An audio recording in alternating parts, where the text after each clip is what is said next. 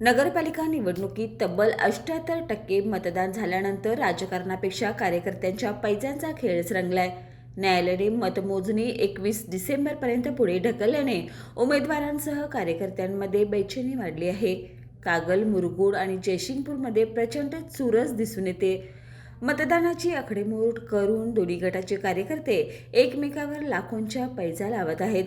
मुरगुडमध्ये तर सरळ 1 लाखाची रोख पैज लावल्याची चर्चा सध्या सुरू आहे.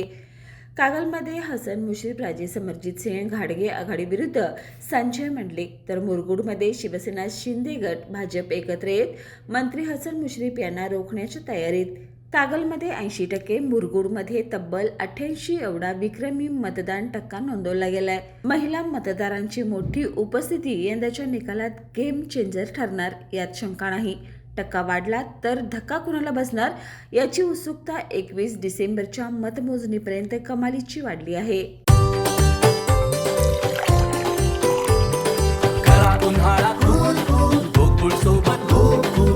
गोकुळ सोबत गोकुल